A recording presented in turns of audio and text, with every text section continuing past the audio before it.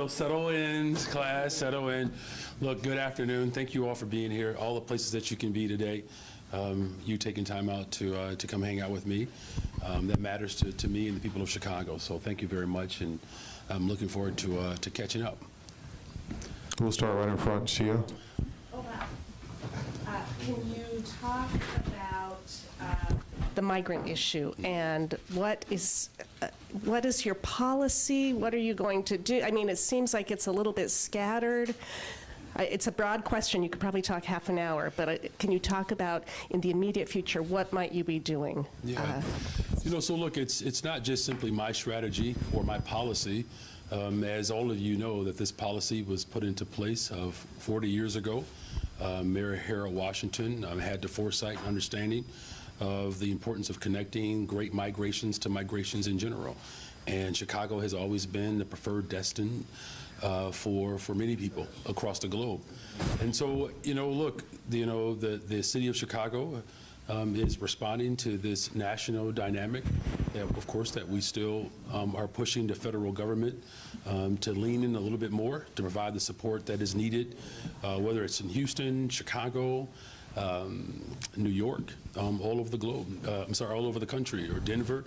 That having a real partnership with all levels of government is critical. Now, as far as what our task is here in the city of Chicago, my position has not changed. That transitioning individuals out of police stations is still top of mind. Finding more adequate places for shelter for families, that is top of mind. Having full wraparound services for families who wish to call the city of Chicago their home, that is still top of mind. And we have put in place many more facilities online to help families transition. Look, no one should be living in police stations. That's just that no one should be. What happened to the people to move because of Lollapalooza seems pretty unacceptable to a lot of people. What are you referring to? How people were just cleared out. Garbage trucks came and just took all of their stuff away. That's an inaccurate depiction of what happened. No one was moved as a result of Lollapalooza. We are moving people transitioning people into shelters. As a city, do we want people living in police stations? Is that acceptable? It's not. That looked like transitioning. That looked like picking up their stuff and putting it in the garbage can. Well, what it looked like to you versus what it is, that is something that you have to work through your own interpretation. What I'm saying, and what I've always been saying, is that police stations are not a place for people to live. And so we're going to continue to work hard to make sure that the dignity and the humanity of individuals is respected. In fact, individuals on the ground, organizers who have been providing mutual aid, helped assist those families, all of whom understood and knew that where we were transitioning them to the armory, that they were all thrilled that we are providing far more stability for those families, while also making sure that we're providing all the support that's needed for families who've been here. Thank you. Right. Can I ask a couple of questions? Yes. I guess the first one I want to ask is, can you address the whole issue of having these meetings with the press?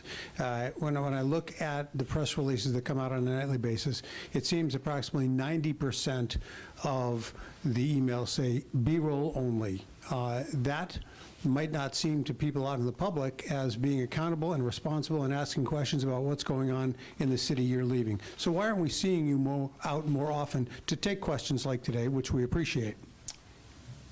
So I feel like that's already two questions. One question is, why are you not answering more questions from the press? And then there's another question that you're asking is, how do you balance the work that I have to do to make sure that I'm available for the people of Chicago? That's how I'm interpreting your question. And so you all know I have a very full schedule. And the people of Chicago want their mayor to show up in communities. And that's what I'm doing. Now, as far as being able to have more interactions with you all, I'm happy to do that. I'm happy to do that. We're doing it now. Appreciate that. Look forward to seeing you. National Night Out last night. The FOP calls it a slap in the face that you did not do what mayors have done for as far back as I can remember in 25 years covering news in Chicago. You didn't attend a single National Night Out event last night FOP says it's a slap in the face. Why did you not attend any national? I'm in the night? community every single day. I live in the community. So I don't have to schedule a date or a time for me to show up in neighborhoods in Chicago. I live in one of those neighborhoods that we all are working to address the systemic challenges that these neighborhoods have experienced as a result of disinvestment. And so since you do get the press releases, Craig, you know just as well as anyone, my schedule is so full, you know, that some individuals believe that there is another person that looks just like me. Now, I'm not suggesting that that is the case, so please don't tweet that. What I'm simply saying is this: my vision and plan for the city of Chicago to have a full layered support of how we engage in community, which when I say full force of government, community partners, all of our government agencies, National Night Out reflects the vision that I've laid out for the city of Chicago, that every single night across this city, we have to make sure that there are full services available so that the people of Chicago know that we are taking a comprehensive approach to build a better, stronger, safer Chicago. And I will continue to do that, whether it's something that is scheduled by a particular group or whether it's something that I do organically, because I live in those neighborhoods that have experienced that type of disinvestment and requires full participation from all of our partners. Thank you very much. This is a slap in the face to police to not show up on a night that is meant to connect police with the community? Every day, Craig, is meant to connect people. The fact that we believe in this city that there's only one day that is set aside to connect with people, that is a very short-sighted view of the entire frame of what this city is ultimately calling for. When we talk about the soul of Chicago, we're not talking about a day or an afternoon. I live it every single day. Do you think I have time to take 364 days off? I don't, and no one in this city does. It's going to take all of us. Mayor, I have 2.5 questions. Number one, it's about the migrant situation. Specifically, is your administration or your deputy mayor of immigration rights, et cetera, reaching out to the county and the suburbs to find any sites that might also serve as temporary shelters? For instance, someone once brought up Oak Forest, the now closed Oak Forest Hospital. Can you tell me if anything like that is being done, if the county is looking to help alleviate the city's burden? Yes. Can you tell me what specifically that might be? Well, we're already partnering with the county. Obviously, the county is providing, if it's not obvious, the county is providing, you know, critical healthcare related services. We've had conversations with mayors across not just Cook County, but the surrounding counties. We have had tremendous feedback, and we see some real support on the horizon. I've had meetings with our congressional delegation. Many of these steps have not been taken prior to us arriving. And so working with the state, working with federal government, working with county government, talking to individuals that I have relationships with as a result of my time as a Cook County Commissioner, giving these individual leaders some reflection and some template and model of how they can help stand up the type of support that's going to be needed. And the feedback has been quite positive. So I'm looking forward in the days to come that these collaborative efforts that we have been organizing around will begin to see some dynamic come to fruition. Okay, and then, you know, when... Is that the half question? No, that was Definitely one a full question. This is one... Because I was like, we're going to be here a while then. 1.5. This is my 1.5 question. When you ran, of course, we talked about it. Violence was top of mind. So can you tell me what 1 or 2 things your administration has done specifically that prior administrations have not done to help curb violence, and has it worked? Well, look, as I said multiple times, and everyone knows this to be the case, I'm fully aware of what I inherited. You know, the 90s were especially tough. I remember that. I was in high school. We had almost 1,000 people being murdered every single year. You know, what we know, particularly in this moment, my administration, that constitutional policing is critical.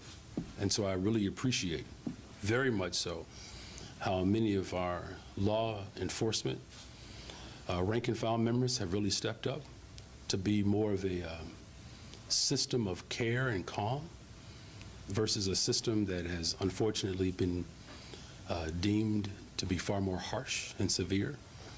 And those levels of sensitivity as we bring calm and structure to the city, that's a unique approach. You know, many people expect, you know, us to treat people undignified. My administration is different. And as far as its effectiveness, I would just say it like this, that some of the trends that we are witnessing, the number of trends that we have intercepted over the course of these first, how long has it been now, y'all, 12 weeks? It's been tremendous. And so that's because there's been a real strategic effort on the part of my administration to coordinate with civic leaders, with community-based organizations, again, with city departments. And so we're seeing some of the fruit of that labor, and I'm grateful again that the men and women who serve this city on the front line are providing the type of system of care that's going to be necessary in order to bring structure and calm in the city. Quick follow-up, when you say trends, what do you mean? Can you give us an example of a couple of the trends you're seeing? Oh, you're not aware of some of these large gatherings? You're talking about the mob actions? Well, no, that's not appropriate. We're not talking about mob actions. I didn't say that.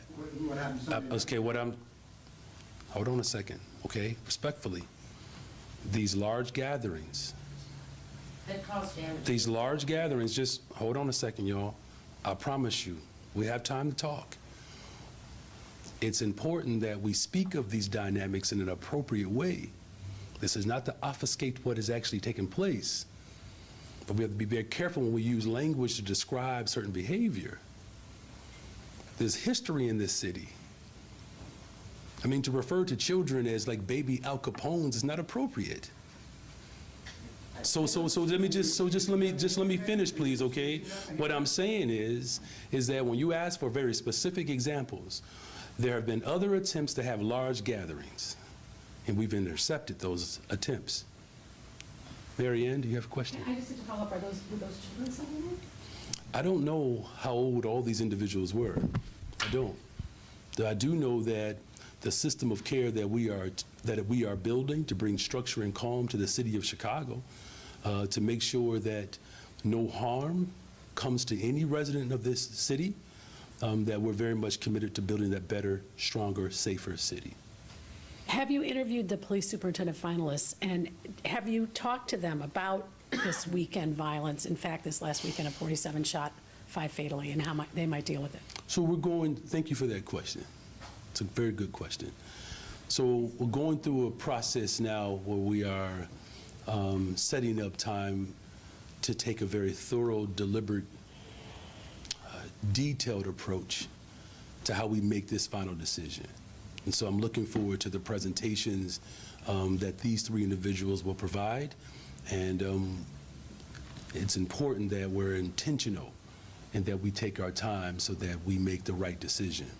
So you haven't done anything finished yet? We are not finished yet. And here's part of the dynamic is that the full scope of the law has given me a particular timeline that I'm going to work hard to work within those confines. Looking ahead to Lala, any idea yet what the economic impact might be, and especially comparing it to this big summer of NASCAR, Taylor Swift, Beyonce? How will that compare, and how are you prepared for that? Well, Beyonce said, "Hello, Brandon," during her concert. So the bar has been raised at these concerts that all of these individuals have to work hard to go viral. I think that's a nice hashtag, "Hello, Brandon." The anticipation, I believe, for Thursday night is 125,000 people. Now, what I understand is that there is potential for over 400,000 people to participate over these next few days, which I'm glad you mentioned those other concerts, right? Because the fact that Beyonce, Ed, Taylor, I think Ed sold 73,000 tickets. That says an awful lot about the beauty of the city of Chicago. The city of Chicago is well positioned to become better, stronger, and safer. And the activity that you're seeing in the city of Chicago is reflected in how we're bringing people together. And that's something to be excited about because to main point of your question, the type of economic benefit that it can lead to, there's tremendous hope there, and that's the soul that I'm going to lean into, that hope. And we're putting together all the measures that are necessary to keep people safe. Thank you, Mary Ann. And hello, Mayor. Is that a chocolate suit? Yes, it is. I've been paying attention to my Twitter feed. It's all good. Oh, well, thank you, sir. You look nice. Great. Well, thank you very much, sir. Two quick questions. One, in light of the way other weekends have been going here in Chicago and will go, have you been able to look at the numbers from NASCAR and draw any conclusions about, again, whether it was worth it or and whether it's encouraging to go forward? So we need to see more around NASCAR. And look, in all fairness, you know, that was a tough weekend for NASCAR. As you know, many residents on the west side in Chicago in particular experienced a great deal of damage because of, you know, a downpour of rain of that amount and in that time period. I believe that was the most rain that we experienced since 1987. So, you know, we're going to continue to assess and analyze, you know, the impact of NASCAR. As far as, you know, conclusions that we can draw and to make some projections for upcoming events, I will say this.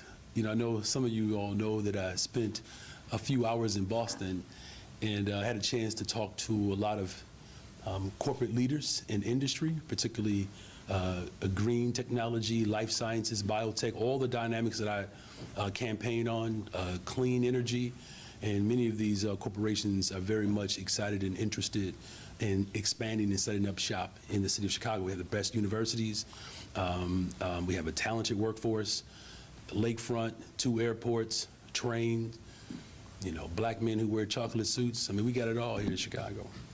Next question.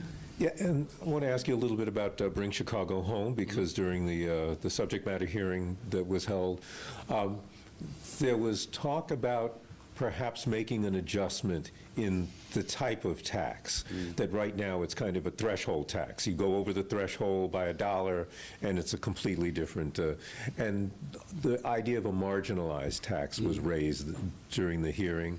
Are you behind such movement as it comes closer to being reality? Fair question. Look, here's the thing. You know, our grassroots organizers, community-based organizations, our advocates, as well as those in the industry, they all have a couple of things that they desire. One, no one wants 65,000 plus individuals without homes. And those who are without homes do not want to see an economy that crashes, right? Because, you know, these are individuals that know the impact of a failed economy, right? And so the industry as well as advocates both want to see us address this in a way that continues to grow our economy while also providing pathways to stability, and stability comes with housing. As far as my position and where I am willing to be nimble and flexible, you know, that's all going to come down to like all of the stakeholders, as well as the stakeholders' desires to see the two dynamics really come into fruition, economic growth and to address the societal dynamic of the unhoused. So I'm committed to continue to bring people together, as I've always said, and what I've been doing the last 12 weeks. And I'm very hopeful that industry and advocates will collaborate collectively to ultimately bring Chicago home. Thank you, Craig.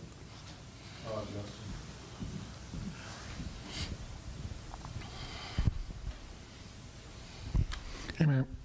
I saw you at the Cubs game last night. Was hanging out with Andre Dawson better than throwing out the first pitch?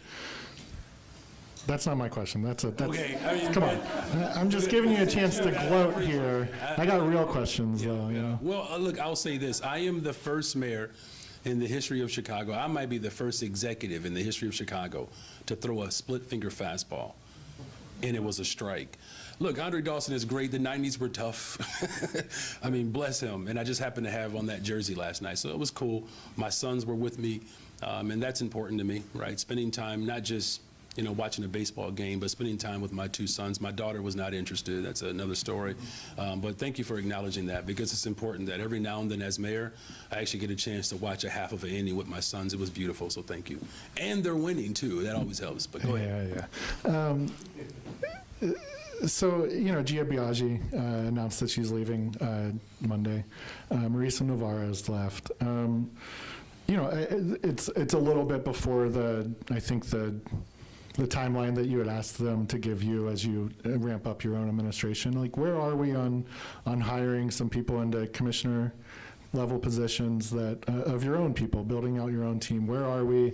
And kind of the follow-up to that is are you concerned that as you head into budget season, you might have one set of commissioners preparing the budget, and then a different set of your own people defending that budget before the city council? That's an interesting question. I guess I would have never even thought to frame it that way. The budget that we ultimately will inherit, who will be responsible to carry it out, and will those individuals there who prepared it, will they be there on the other side of that?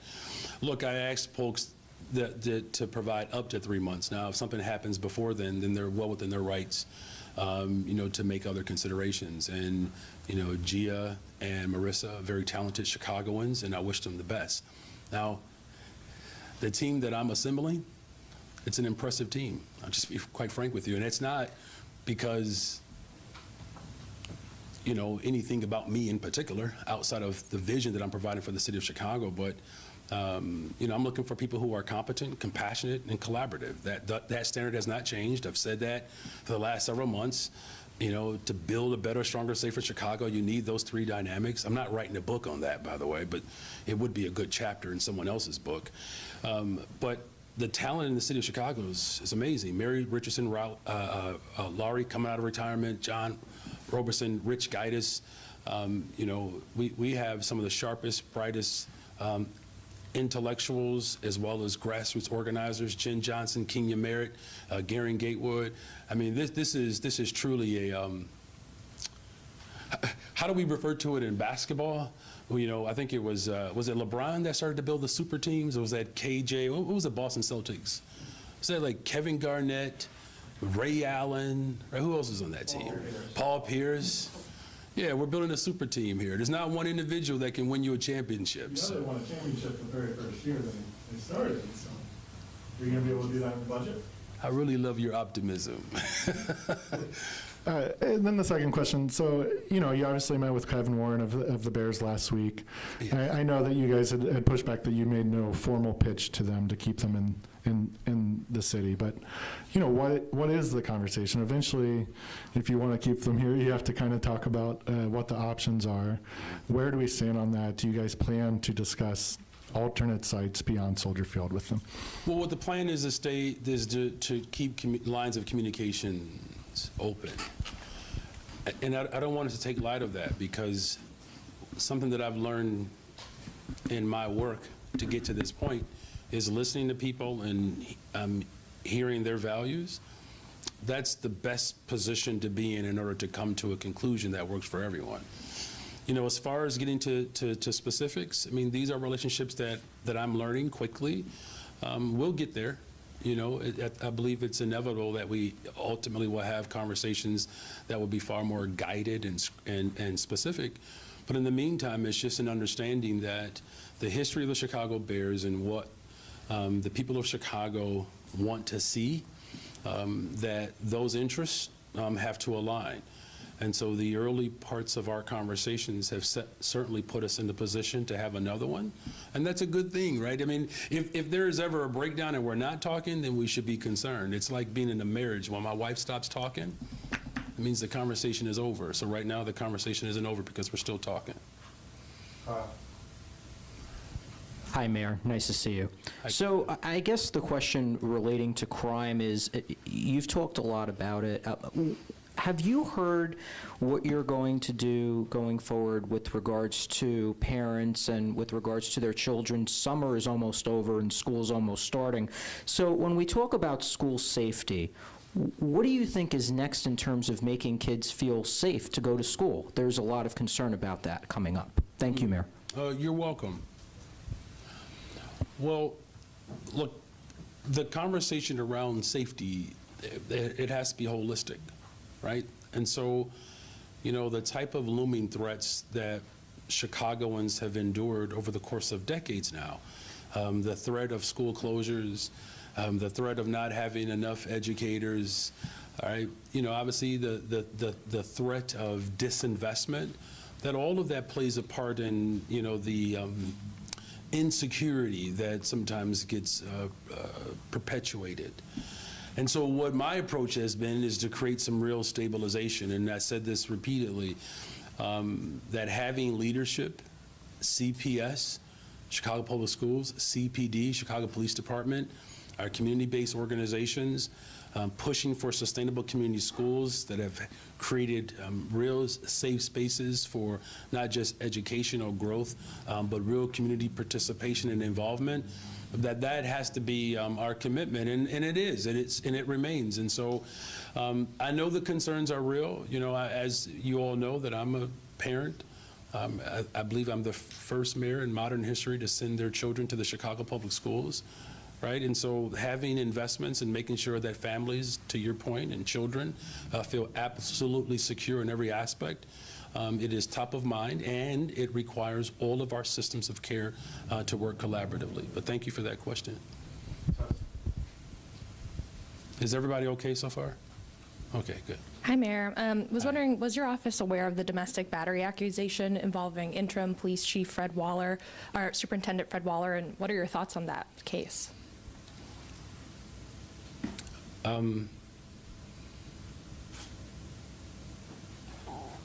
Fred Waller being willing to come out of retirement to serve in this capacity is a tremendous sacrifice. And I'm grateful that he loves the city enough to step up and to fulfill that capacity until we find a permanent superintendent. You know, as far as any dynamics that have occurred in the past, as I understand it, that investigation, that initial investigation had been settled and solved. I'm wondering as well, are you concerned that the new general counsel for the Park District is accused in a federal civil rights lawsuit of racist and misogynistic harassment from his previous job in Evanston? And do you think that the Park District vetted him adequately? What I know to be true is that, unfortunately, that these systems that have had some historical malfeasance, that it's a part of my administration to continue to work to create clean systems of care, and I'm committed to doing that. And you had mentioned with, you know, Superintendent Waller that... Is this your last question? Yes, that those circumstances had, you know, that it had been solved. You know, the department at the time investigating determined that her, you know, his ex-wife's complaint was ultimately deemed not sustained. There wasn't enough evidence either way to prove guilt or findings. I guess, do you consider that solved and finalized? Do I consider the solving to be solved? Yeah, I guess a finding of not sustained of those allegations. Do you consider could you that? repeat your question one more time? So you're asking me that the investigation that determined that there was no wrongdoing and that has been solved, you're asking me if I'm okay with what was solved? Ultimately, CPD, the investigative arm, they found that there was not enough evidence to find a finding of guilt or innocence on the part of anyone involved. I guess if that is a sufficient finding, or if you think there needs to be more review, or? I'm grateful that Fred Waller has stepped up to become the interim superintendent, and the morale that he is building within the rank and file is unprecedented, and the confidence that he has from the people of Chicago, and as well as the individuals that serve this city, it's a remarkable testament to his value system, and we're grateful to have him as our interim superintendent. Hi there. Jumping back to kind of migrant funding, specifically, budget season's obviously coming up. We're all excited. I'm excited. I'm looking forward to it. My favorite time of the year. I know. So in addition to, I'm guessing, you know, the city trying to figure out how to set aside money for the ongoing services that migrants need. How do you convince federal and state officials to continue or, fund more into Chicago? Do you, I don't know, go there and ask them? Do you invite them here? How do you plan to do that ahead of next year? Can y'all help me with that? I mean, seriously. Look, I had the chance to spend time with Mayor Turner of Houston, Mayor Adams of New York, and Mayor Bass of Los Angeles. And I mean, we're experiencing this dynamic all over the country. So we are in conversations with our congressional delegation. I've spoken with President Biden a couple occasions, as well as the Vice President when she was here, working with all of our working with all of the agencies that the federal government has the ability to provide support for our cities across America. And as far as like next steps and how we budget it with our local resources, that is something that's going to be debated, quite frankly. Now, my vision for the city of Chicago, as I've laid out, very specifically, is that not balancing a budget off the backs of working people.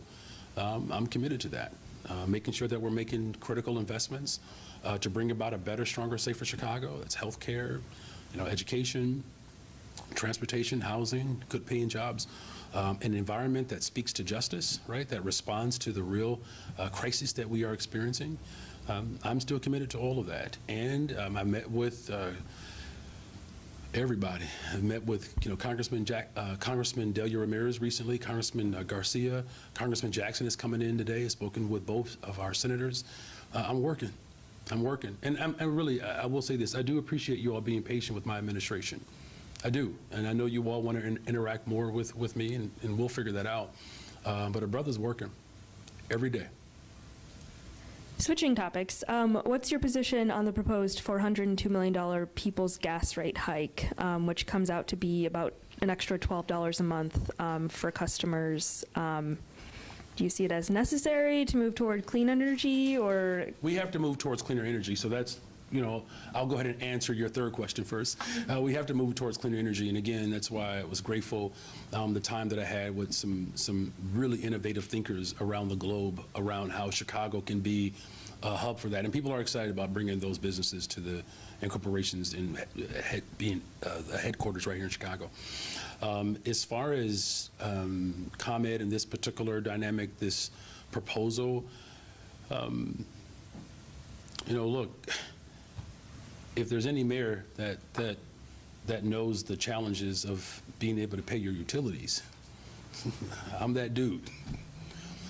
So working hard to make sure that there is a comprehensive plan to alleviate pressure from working people to have to be on payment plans in order to be able to survive. That's not sustainable. And so we're bringing people together, like I said, whether it's pensions, whether it's ComEd deals, whether it's Bring Chicago Home. If you don't get anything else from this press conference, I'm bringing people together, and I'm working every day. Thank you for that. Yeah. Hi, Mayor. Hi.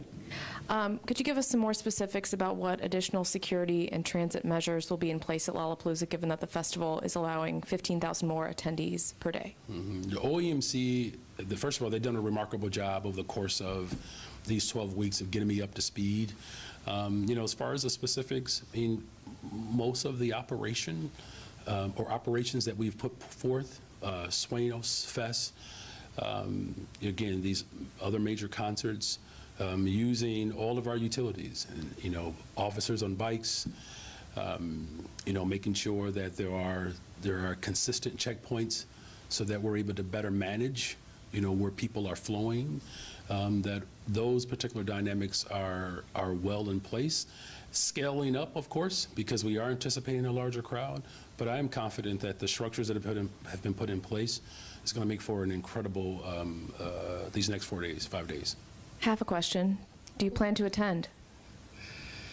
All right. So I do need, seriously, to spend a little bit more time with my family. I do. School starts in a few weeks.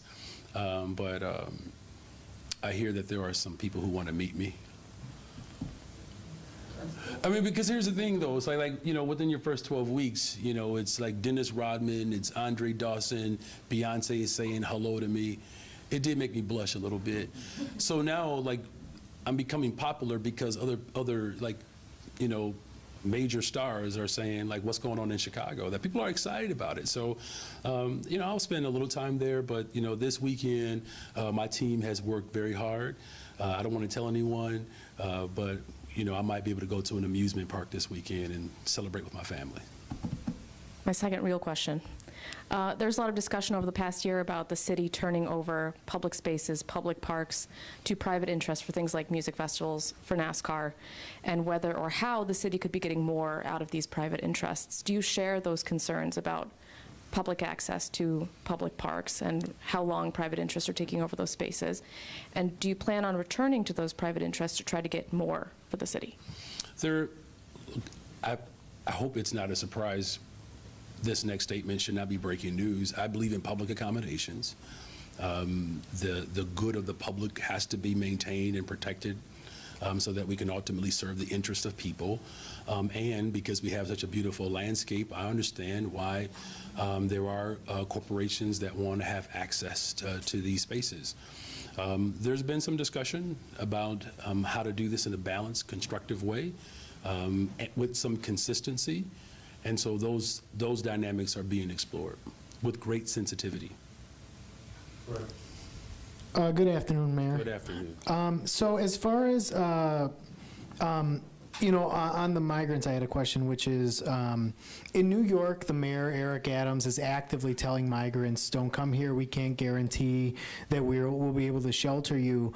Do you see a day like that coming in Chicago at any point? Is there a top line of, we cannot care for 6,000 migrants, we can't care for X? Is there a number, and what do you think of the message that Mayor Adams is sending and whether or not that can happen here?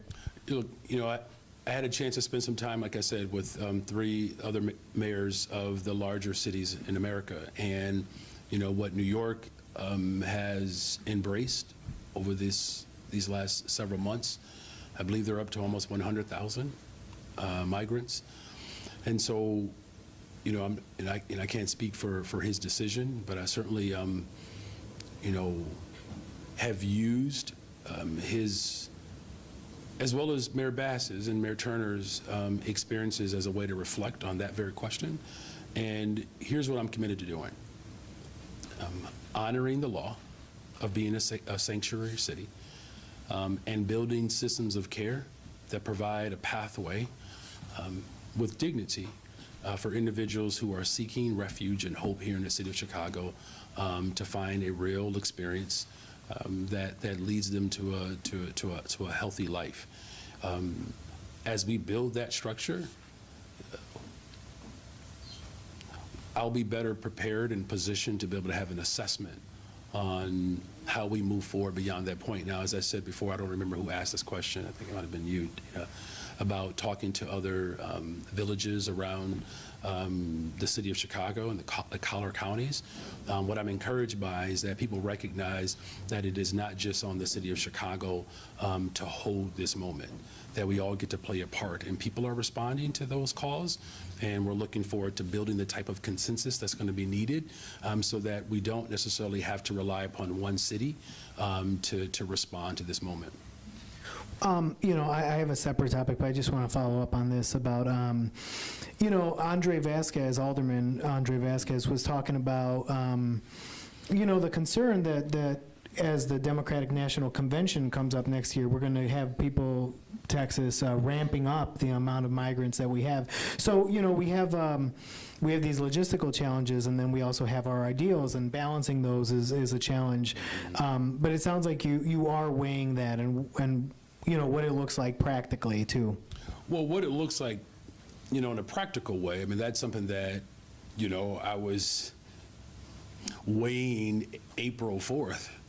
But even before that, right, preparing for, what I knew was inevitable, I was going to win. I mean, everybody knew I was going to win, right? But, look, our values are our values. And that's why I do know that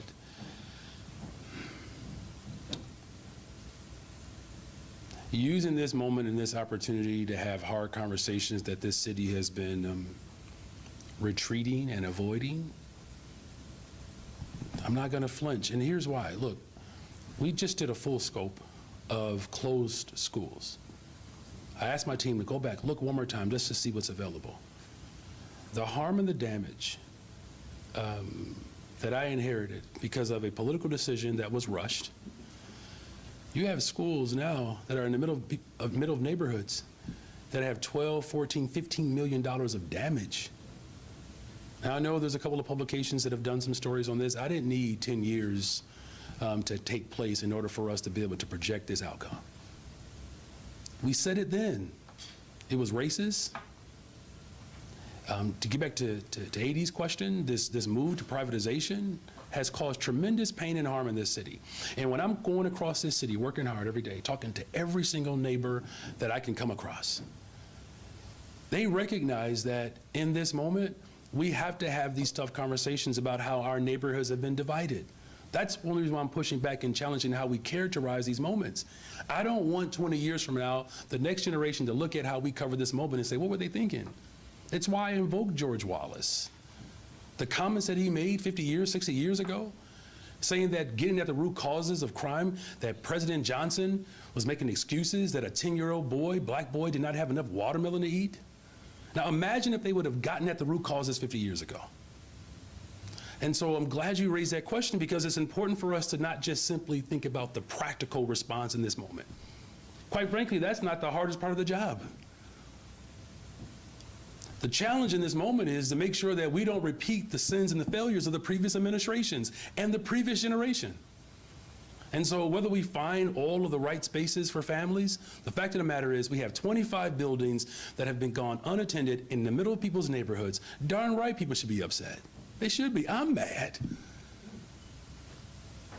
What was your question again, Craig? I mean, I think you addressed my question on the migrants, at least for here. You know, I did have, on the subject of the South Loop this weekend, so you had about 40 teenagers arrested by Chicago police. There was issues with crime. There was some looting of one store. Fred Waller was talking about there were attempts on other stores. I'd like to hear your thoughts on how CPD handled that situation generally, and what the city can do better so that you get teenagers coming down and they're welcome, but they're also not causing problems. And how do you prevent situations from that escalating to 40 arrests? And what do you think of how CPD handled it? yeah, no, look, I like the four-part question there. Look, how they handled that's the first part, right? As I said, earlier, Fred Waller, Superintendent Waller, giving confidence and building the morale of our rank and file members has been absolutely remarkable. Quite frankly, it's something that that some people didn't believe that we could do that. I mean, I caught most of my campaign. Some of it I missed. But people didn't think that we can do that we can build the morale of rank and file members, and we've done that. Now, as far as how they've handled it, so that's the first part, how they handled it. To the best of their ability, I believe that they attempted to engage with our young people, with community partners, giving as much warning as they possibly could. And, unfortunately, arrests, were made, and unfortunately, some damage was caused. And the level of sensitivity and patience that our officers expressed, I'm appreciative of that. That is constitutional. That is a system of care. Now, as far as preventative, so let me just say it like this, bear with me for a second. So you all know I've been a public school teacher. And so sometimes you have a number of students who want to find spaces where they can cut up. You have to Google that. It's like black terminology for doing things, potentially harmful to someone or someone else or themselves. And when we would build systems to prevent that from happening, and this is what I've expressed to our interim superintendent. Once students knew that Mr. Johnson was going to be in that hallway, they find another hallway. This is why I indicated earlier, the number of gatherings that the city could have had we not worked with our deputy mayor of community safety, Garen Gatewood, and others, organizations, it could have been even more severe. But there has been some adjustments, that these young folks have made. And let me just be very clear about this. For the vast majority of our young people, I mean, if you're between the ages of 16 and 21, there aren't a lot of places where you can go and hang out. There just isn't. You're too old for Chuck E. Cheese. Well, Liz, personally, I mean, if you give me enough tokens, and then you can't go to a club. And so the preventative dynamic is, of course, being far more strategic about finding out when these dynamics are taking place and then showing up not just with law enforcement, but with the full force of government, other agencies, as well as our community partners to help deter and redirect young people, that's going to be a constant effort as we build out spaces where young people can actually come and hang out in their neighborhoods or places, outside of their neighborhoods that are safe, so that whatever gathering takes place, that is constructive, that is safe, doesn't lead to some of the activity that, unfortunately, that could lead to arrest. So, again, my heartfelt appreciation and gratitude to the leadership of the Chicago Police Department, building and growing the morale of our local law enforcement rank and file members that have displayed a great deal of patience. And I know we're going on and on about this, but having worked with students and young people, having patience is truly a virtue. It's not always easy. And I believe that the officers displayed a great deal of restraint, and it is not on them alone. Let me repeat that. It is not up to law enforcement alone. And so we need everyone to provide systems of care so that our young people have positive outlets, and they're not, in a position where it could lead to disruptive, destructive behavior. Thank you for that question. Hi, Mayor. Melody with Block Club. We can't deny that NASCAR just had really bad luck with the weather when they were in town. But you're going to ask another question. Go ahead. But, even at its strongest, NASCAR is predicted to have less economic impact than Sueños. It also caused a lot of disruption for vendors in and around the park. Residents weren't really a fan of it. I'm curious, how do you justify bringing back that event for a second year? And I'm curious if if NASCAR has given any additional payments to the Park District beyond the $500K. Well, I mean, as far as justification, a real community-led process that includes the older people, I'm going to do that. I've spoken to Brian and to Brendan, to Pat, so that's the 3rd Ward, the 42nd Ward, and the 2nd Ward. Brian, in particular, has proposed an independent structure that can do a full analysis of the economic impact of the weekend events. And so we're looking through that now. As far as, again, the disruption that took place and how the city of Chicago benefited from it is something that we have to really dig a little bit deeper and explore, and then to make sure that there is a real community-led process with the local older people to help drive that discussion. And then a decision will be made based upon those conversations. So thank you for that. Are you aware of any additional payments made to the Park District? I'm not aware. Okay, and just my last question. There is a former police training facility in the West Loop, across the street from Skinner Park, I believe it's 1300 West Jackson, almost said Randolph. The park would like to utilize that land for a much-needed field house. They've heard that the city is interested in possibly putting that on the market instead. Can you give a status on that? If what the city plans to use the land for? Is it on the market? Will it be on the market? So we have not made a full determination. Look, parks and recreation is a central part of my vision for the city of Chicago. And again, having a full community-led process in all of these decisions before anything is finalized. That is a commitment of my administration in every level, at every level of decision-making. So to be determined. Hi, Mayor. Hey. Looks like I'm the penultimate interrogator, so I just wanted to clean up some things here. You like that SAT work? I also hate when class, you'll never believe this about me, I hate it when class ran long. So What time? these are not even half questions. I just want to nail down some specifics. Yeah, I know you're digging deeper with these superintendent candidates. Have you at least had the initial interview conversation with the 3 finalists? So that I just want you to understand my full process. So as those names were surfacing, and once we, received those 3 names, it was important for us to really solidify our internal process, because, and I'll answer the question, I promise.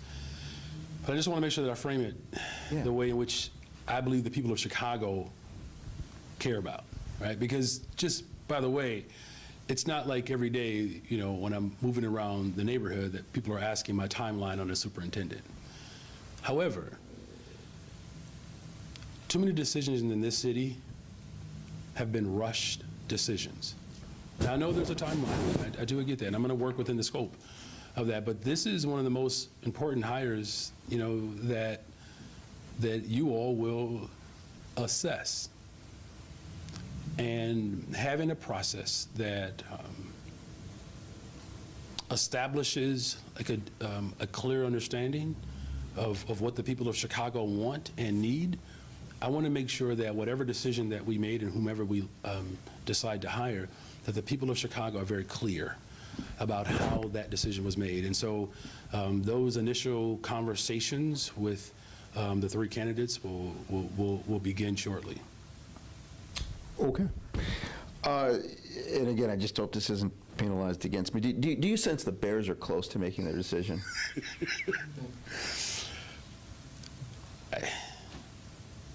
I believe, look, Kevin and I, we share a lot in common. Like our love for the city, our love for the game.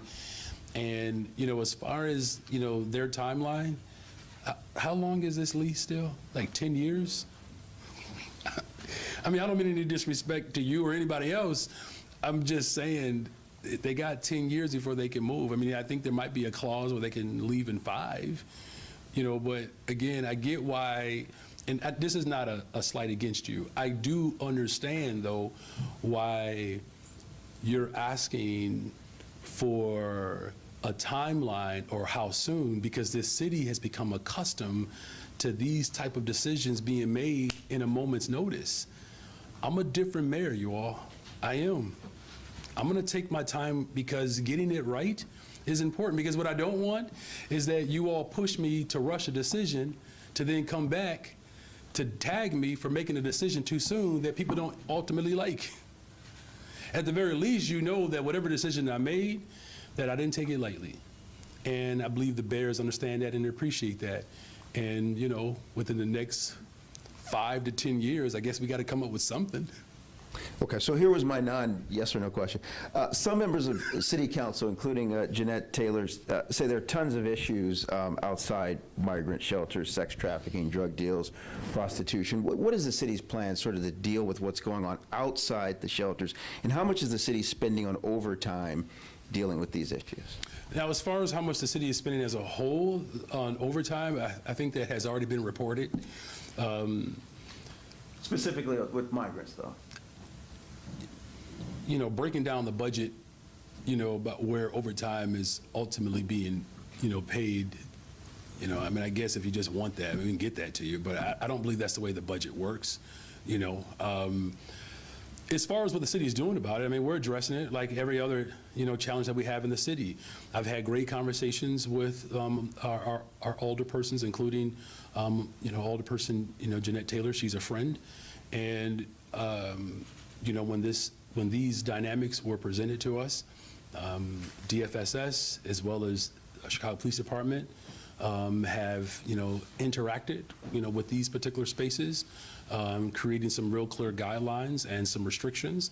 And the expectation is that folks hold to that. If they don't, that's what accountability is for. And so we're going to continue to address that and to make sure that we're creating systems ultimately that alleviate some of the tension that's taking place in some of these centers, shelters rather. And it's an ongoing effort. And just know that, we take it seriously and we are addressing it. Thank you. Thank you. Good afternoon, Mayor. I'll be quick. So in May, DFSS and OBM told a city council committee meeting that the city was almost out of runway with regards to migrant funding, and that the $51 million item they were voting on that day would only last until the end of June. I know that since then, the city has gotten some more funding from the state and feds. How many months of runway would you say the city has currently regarding migrant funding? And do you think the situation, like financially, is less or more dire than it was back then? I believe this came up earlier. I don't remember who else asked this question, as far as, how much we are ultimately spending and what it's going to take to create a sustainable system of care. This is why we're working with every level of government, particularly villages around the city of Chicago and collar counties as well. As far as the sustainability of this moment, we're going to need, more support from the federal and the state government. I mean, I believe that's all very clear, and I'm going to work with all of our commissioners, our sister agencies, as well as, of course, every level of government to make sure that we're providing the support for families who have been here, who are looking for housing, affordable housing. It's why Bring Chicago Home is a very important part of my platform, and making sure that we have the resources to invest in people. And I'm committed to leading that charge, and I appreciate the fact that we have so many organizers and stakeholders that are also committed to seeing like a real robust response to how we deal with the unhoused and how we deal with migrants across the city of Chicago and across the region. Yeah, the reason I bring that up is because I remember the former budget director was able to project at that point in time that the funding would run out by end of June. Wondering whether you've been told a projection most recently and what that What time month frame? is it? Now it's August. Well, I mean, the government is still running. We're still providing support and services. I can't speak to, the former budget director. I mean, will we have to continue to work and think strategically about, again, how we build these systems of care so that our investments are actually meeting the needs of people? Of course, but you have to do that every single year. And then you have to reassess and evaluate it as you go along. And I'm committed to that process. Thank you all very much. Anybody else? All right, this was great. Appreciate you all. Thank you.